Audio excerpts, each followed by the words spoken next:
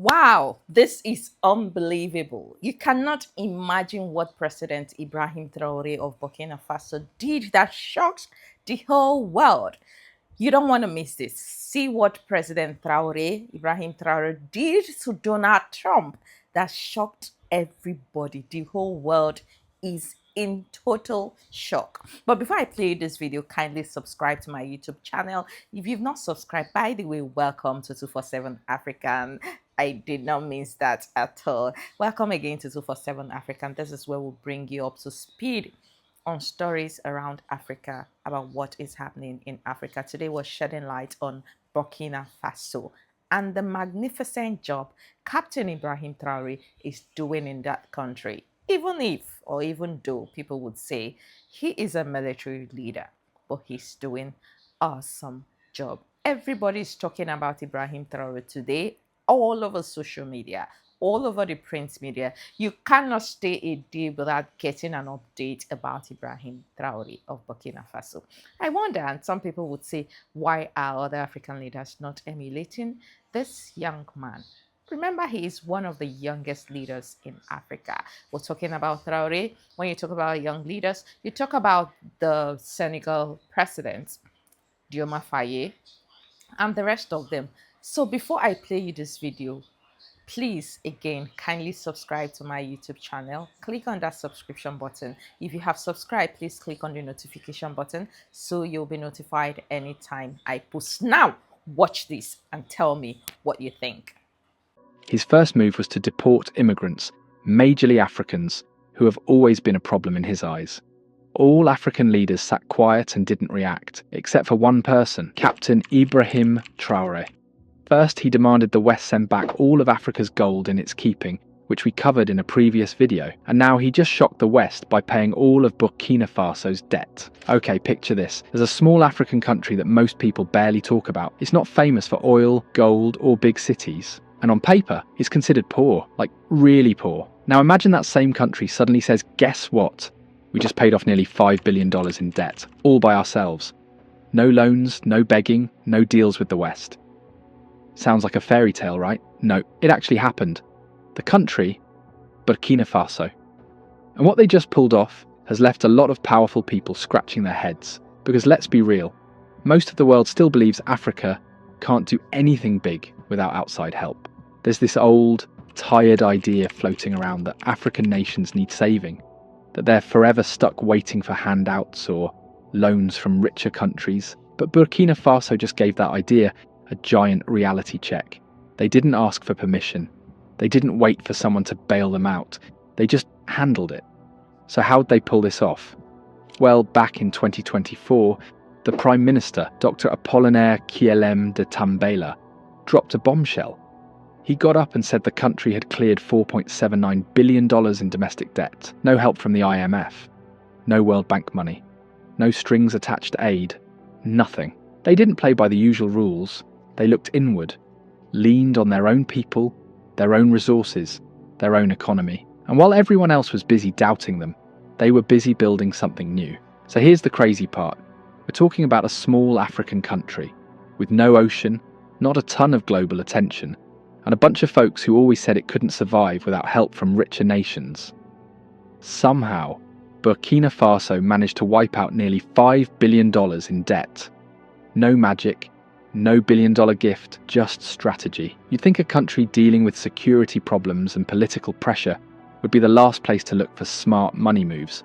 But what they did next flipped the usual script upside down. Instead of going around asking for loans from international banks or waiting for financial aid from the West, they turned to the people who mattered most, their own. The government basically said, hey, we believe in this country, and if you do too, help us fund it.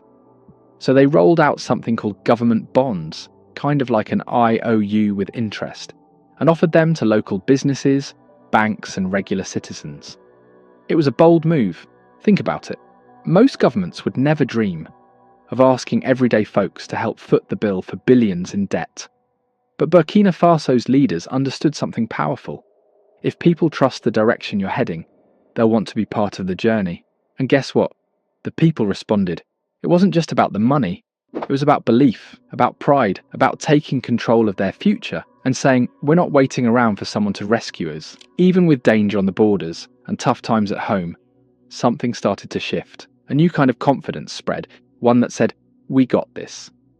And just like that, the government used its own population, not outside lenders, as the engine to move forward. What happened next? Honestly, no one saw it coming. People inside the country started to believe, not just in their government, but in the idea that they could be part of the solution. Confidence started climbing. Local investors, everyone from small business owners to big banks, began pouring money into government bonds.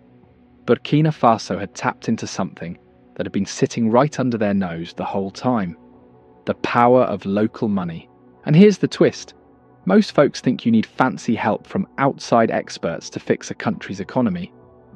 But Burkina Faso showed the world a different way, by using what they already had and trusting the people who lived there.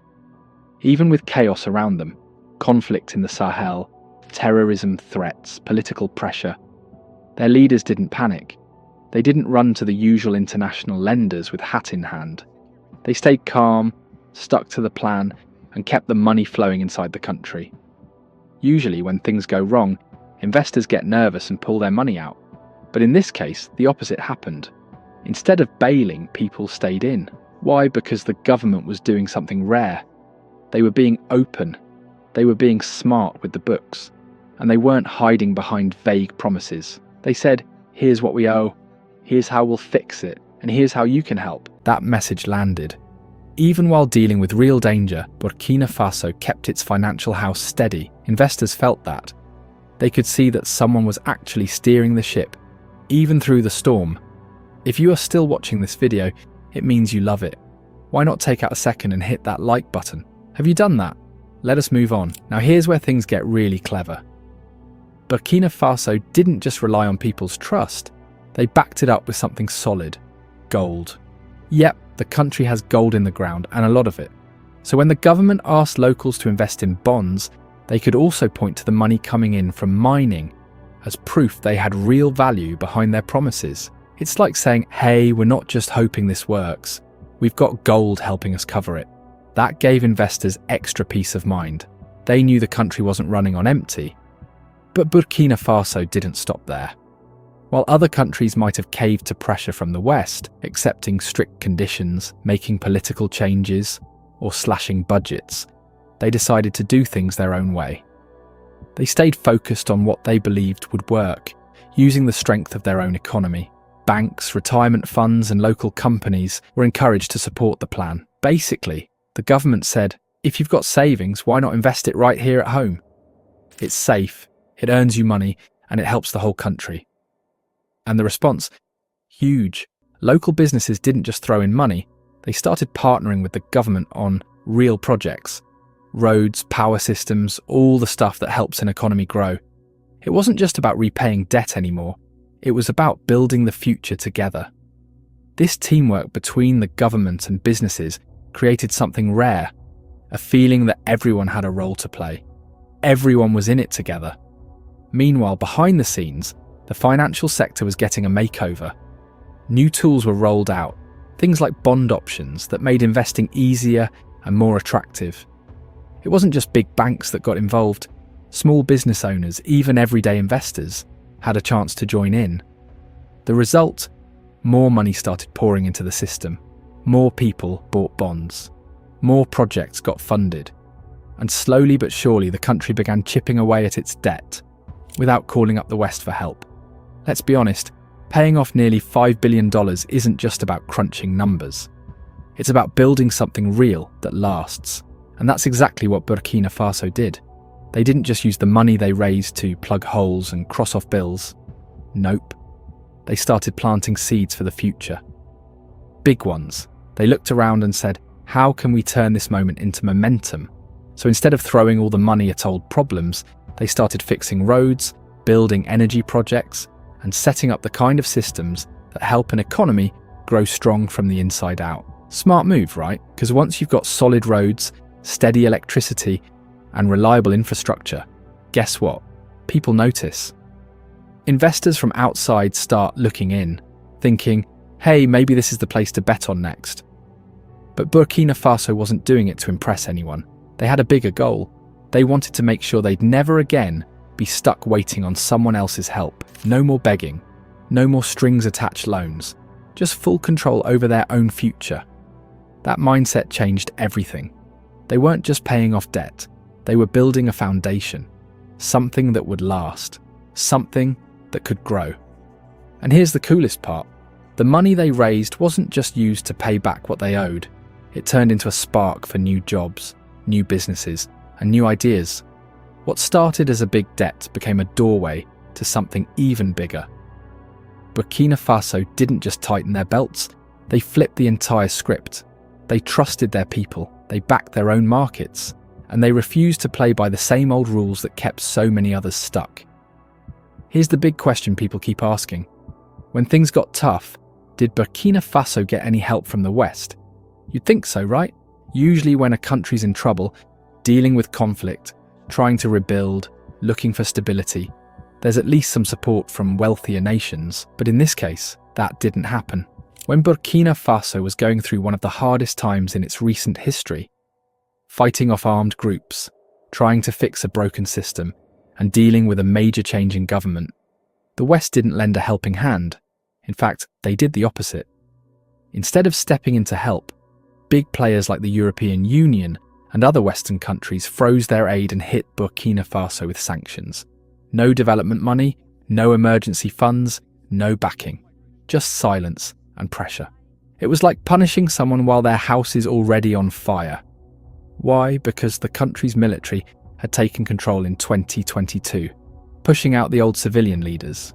The West didn't like that move, so their message was simple. You didn't follow our rules. Now you're on your own. And it wasn't just Burkina Faso.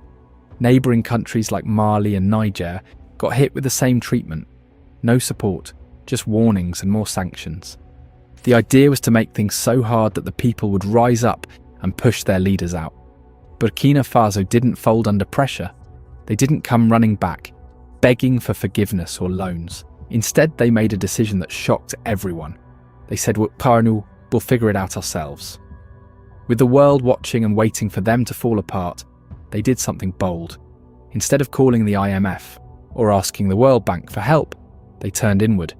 They put their faith in their own people, in local businesses, just a country digging deep, using what it had and trusting its own strength.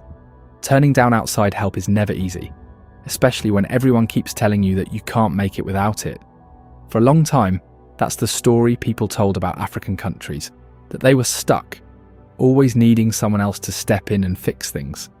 But Burkina Faso wasn't interested in being part of that story anymore. Their leaders looked around and said, why should we keep playing a role we didn't choose? They were tired of the world viewing Africa as weak, dependent, or always in crisis.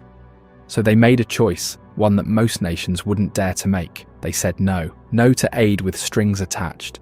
No to the pressure to follow foreign rules. No to the idea that their future had to be written in someone else's language.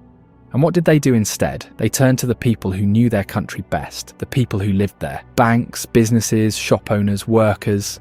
Everyone was invited to help build a new path forward. This wasn't about pride, it was about power. The kind of power that comes from believing in your own strength. The government's challenge wasn't just finding the money, it was convincing people to believe again, to trust that their country could stand tall without a lifeline from the outside. That's not something you fix with a speech or a slogan. It takes action. And in the middle of chaos, while dealing with violence, fear, and political pressure, they took that action anyway. Western powers thought Burkina Faso would fold, that eventually they'd come back knocking, desperate for help. But that didn't happen. What happened instead was kind of incredible. Despite the danger, despite the threats, people showed up. Local investors said yes, banks got involved, businesses put money in, they backed the plan. Not because someone told them to, but because they believed in it. The government raised serious funds, not from faraway lenders, but from inside its borders. And with that money, they kept building, they kept working, they kept going. For the longest time, people in powerful countries have looked at Africa like it's a place that can't do anything on its own. Always needing help. Always behind. Always waiting for someone else to show up and fix things. But Burkina Faso just flipped that idea upside down. Instead of begging for money or following someone else's plan, they decided to do something bold. They bet on themselves. And guess what? It worked. They didn't wait for loans from big international banks. They didn't follow every order from faraway governments. They stopped playing the game where Africa always looks like the one with the empty cup. They rewrote the story entirely. And here's the thing. This wasn't just about money. It was about pride, about control, about finally saying, we've got this. We can build our own future. Now here's the part that might make some people uncomfortable.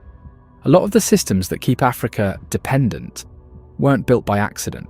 They were built on purpose. Because when African countries keep borrowing, keep asking, keep depending, someone else is always in charge. And while Africa stays stuck in debt, guess who's making the real profits? Western banks, multinational companies, outside powers that come for the gold, oil, land and talent, but never stay to build something lasting. It's been this way for decades. But now Burkina Faso is showing that it doesn't have to stay that way. They've proved that African countries can fund themselves, invest in their own people, and build economies that serve them, not just foreign shareholders. So why are so many other African countries still waiting for handouts? Why keep walking the same path when there's clearly another way? The truth is, it's not just about money, it's about mindset. Some leaders have gotten used to the idea that foreign aid is the only way forward, that without approval from Washington, Brussels, or Paris, nothing can move. But that's changing.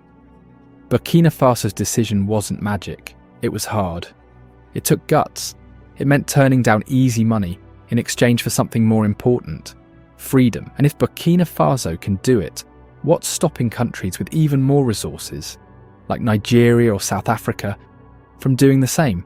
They've got strong economies.